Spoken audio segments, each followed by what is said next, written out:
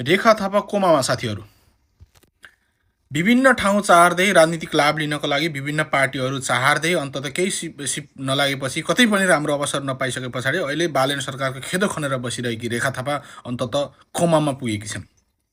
कोमामा पुर्याउने एकजना दिदी हुनुहुन्छ, उहाँको भिडियो हेर्नु होला, अलि लामो छ तर एकदमै सटिक एकदमै रियल भिडियो छ, एकदमै मजा आउने छ, अलि लामो छ, पुरै हेर्नुहोस्। साथसाथै नेपालको सेलिब्रिटी भइकन पनि धेरै युवाहरूको आइकन भइकन पनि नयाँ र युवाहरूको साथ नदिएर पुरानोले नै गर्थे, नयाँले लय छोप्न सकेनन्, नयाँले गर्न सक्दैनन् भनेर जस्तो किसिमको अभिव्यक्ति दिँदै आएका राजेश हमाल, अरू पार्टीबाट उठेर बालेनको खेदो खन्ने निशा अधिकारी, के अधिकारी लगायतका मान्छेहरूलाई भित्तामा पुर्याइएको र रेखा थापालाई कमामा पुर्याइएको यो भिडियो छ। यो हेर्नुहोस्, अलिकति लामो छ तर खतरनाक भिडियो छ। यतिको भिडियो आफूले सिर्जना गर्न सकिन्न भनेर मैले यो दिदीको भिडियो यहाँ पोस्ट गरेको छु, यो हेर्नुहोस्। रेखा थापा लेख्थे छिन् देश बन्छ फेसबुकबाट भनेर।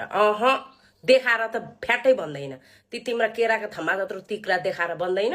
अनि नेपालमा बसेर 8.5 देखि 9 महिनाको यत्रो पेट बोकेर चाहिँ त्यो 22 देखि 24 घण्टाको ट्राभल गरेर अमेरिका गएर छोरी पाएर चाहिँ देश बन्दै बन्दैन। बुझेको हौ नि? तिमी निशा अधिकारी, त्यसपछि केकी, त्यसपछि त्यो छाला र गेडाएको ठाउँमा भएको छ नि अहिले एउटा चाउरेको त्यो नेपालको राय सम्हालो कि खाए सम्हालो हे भनेर 40 वर्ष बितायो नि एउटा नाच्न नजानिकन। ओ तिमीहरू जस्ता बेइज्जतीहरूले, यस्ता तिमीहरूका यो हर्तिकलाले चाहिँ देश बन्दैन, तिमीहरूले लेखेर चाहिँ बन्दैन। तिमीहरूले त देशका लागि केही नै दिएको छैन, केही नै योगदान छैन तिमीहरूको, त सकिगयो नि। आजसम्म मलाई लाग्दैन तिमीहरूका नाममा कतै काहीँ विदेशको पत्रिकामा तिमीहरूको बारेमा छापिएको छ भनेर। तिमीहरूले के दिएका छौ हाम्रो नेपालको लागि? तिमीहरूले त आफ्ना तिग्रा देखाएको छ, राज हमालले हे गरेको छ, योभन्दा बढी के दिएका छौ र हाम्रो नेपाललाई? के दिएका छौ? अनि के 33 किलो सुन घिच्नु पर्ने? महाकाली सन्धि जस्तो अर्को यता मेची सन्धि गर्नुपर्ने? के गर्नुपर्ने? एमसीसी पास गरे जस्तो खामसीसी पास, टीसी पास गर्नुपर्ने? के गर्नुपर्ने? अनि देश बन्छ। आफ्नाहरूलाई छाप छ्याप जागिरमा राख्नुपर्ने? आर्जु राणी जस्तो यता सेरे पार्टीको सभापति आर्जु राणीलाई परास्त, अब बालन शाहले आफ्नै श्रीमतीलाई परास्त मन्त्री बनाउनु पर्ने? अनि देश बन्छ? भ्रष्टाचार कति गरेको छ थाहा छ तिमीलाई? अनि 76 जना हिजो जेन्जीका ती भाइ बिनाहरू एउटा चाहिने माग राखेर जाँदाखेरि कसरी मारिएका छन्, त्यसरी देश बन्छ? भ्रष्टाचार गरेको देख्थिनौ? सरकारी जग्गाहरू कति अतिक्रमण भइरहेछ, नाङ्गो नाच नाचिरहेछ नेपालमा पुराना पार्टीहरूले, देख्थिनौ? अनि तिमी जस्तो प्रचण्डसँग गएर फुतु फुतु होइन, हलले गाडी दिइहाल्यो तिमीलाई पनि। राज हमाल पनि हिजो सुशीला कार्की मन्त्री भएको बेलामा कुन चाहिँ नेता बन्ने भन्दै थिए, ख्वात्त पारेर देखाइदिइहाले। तिमीहरूलाई चाहिँ देखाउनु पर्ने के? कसरी चाहिँ देश बन्छ तिमीहरूका लागि चाहिँ? तेरीमा बेइज्जती हो, बोल्न लाज हुँदैन? म सिधा भन्छु, जतिजनाले राष्ट्रिय स्वतन्त्र पार्टीलाई सपोर्ट गर्नु भइरहेछ, आश छ यो सरकारले केही गर्छ देशमा भनेर। बालन शाहले यति हो, काम ढिलो गर्लान्, भ्रष्टाचार गर्दैनन्, तर पुरानो भन्दा यिनीहरू गतिला छन्, यिनीहरूले केही गरेर देखाउँछन् भनेर जतिजनाले आश छ नि, म त सम्राट जोडेर बिन्ती गर्छु। के अधिकारी, त्यसपछि राजेश हमाल, यी जुन यी पुराना चुत्तियाहरू छन् नि, यी कलाकारका नाममा धब्बाहरू, कलाकार होइन तिमीहरू, कबाडी हौ तिमीहरू। 2 रुपियाँको नाममा, 2 रुपियाँको दाममा पनि बिक्दैनौ तिमीहरू। यिनीहरूको फिल्म हेर्न नजानु होला है। राजेश हमाल, रेखा थापा, यो निशा अधिकारी, के अधिकारी, यिनीहरूको फिल्म चाहिँ बोयकट गर्नुपर्छ।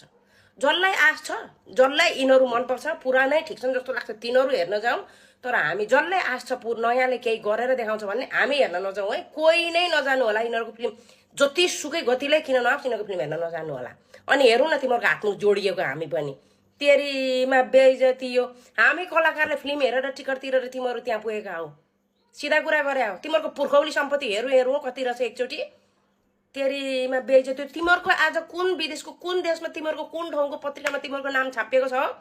यङ जेनेरेसनले त तिमीहरूलाई चिन्दा पनि चिन्दैन न। म सिधा कुरा गर्छु, अहिले जन्मेको भाइ बिनाले चिन्दैनन् ल। अहिले जन्मेका के मेरो बहिनी 22-23 वर्षको भाइ रेखा थापा चिन्छेस् कान्छु भन्नु भने चिन्दैन, उही सी भनिदिन्छ कान्छीले, चिन्दैन। त्यो राज हमाल त हाम्रो हजुरबासँगैको मान्छे, त्यसलाई कसले चिन्नु र? अनि राम राम राम, तिमीहरूलाई बोल्न लाज हुँदैन? होइन तिमीहरूलाई साँच्चै बोल्न लाज हुँदैन?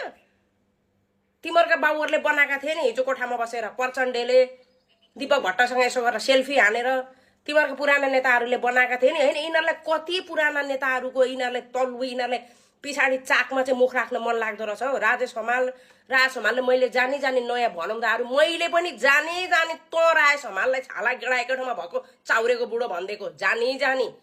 तेरा पुरानालाई त देखाइदियो होला नि त होइन तिमीहरूलाई। तेरीमा बेइज्जती हो, लाज हुँदैन बोल्नलाई यिनीहरूलाई। जसले नेपालको स्वास्थ्य शिक्षा एउटा कुनै केहीमै विश्वास नगरिकन उहाँ पुगेर नानी पाएको छ अनि हामीलाई ज्ञान दिने। अनि ज्ञान चाहिँ किनदेखि त हिजो नयाँ पार्टी भनेको के हो पुरानो पार्टी ठिक हो बस्थ्यौ नि त त्यही छवि ओझासँग किन आयो यता कान्छा भिनाजुसँग अच्छा पुरानै ठिक थियो भने ठुकठाक गरेर त्यतै बसेको भए हुन्थ्यो नि त। त्यसै पनि पहिला बिहे नगरेको मान्छेसँग त गयो होइन पहिल्यै अलरेडी म्यारिड भएको मान्छेसँग गयो त त्यतै बस्थ्यौ नि ठुकठाक गरेर किन आँकी त कान्छा भिनाजुसँग चाहिँ तिमीलाई पुरानै ठिक लाग्थ्यो नि त पुरानैसँग बस्नु पर्थ्यो नि त किन नयाँ खोज्यौ। अनि तिमी चाहिँ नयाँ भिनासँग गएर नानी पारा फुतुफुतु गरेर तिमी चाहिँ घुम्ने अनि हामीले नयाँ पार्टी रोज्दाखेरि तिमीलाई ज्वरो आउने होइन।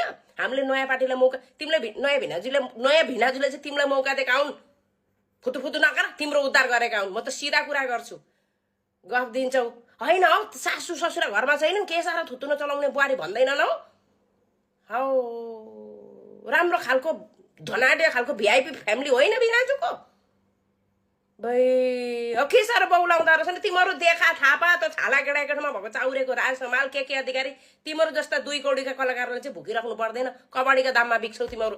हामीलाई हाम्रो सरकारमाथि गर्व छ काम गरेर देखाउँछ यति हो महाकाली सन्धि गर्दैन 33 किलो सुन पनि घिच्दैनन् तिमीहरूलाई पनि दिँदैन तिमीहरू कलाकारहरूले त हाम्रो सरकारले त भाउ दिँदैन सकिगयो नि कबाडीको पनि भाउ दिँदैन हाम्रो सरकारले तिमीहरूलाई। त्यही भएर तिमीहरू बौलाका हो तिमीहरू प्रचण्डको चाकमा गएर नाक राख केपीको चाकमा गएर नाक राख शेरेको चाकमा गएर नाक राख हामीलाई फरक पर्दैन। तिमीहरू हिजो पनि तुइएका थियौ आज पनि तुइएकै छौ भोलि पनि तुइएकै हुन्छौ बुझ्या हो नि।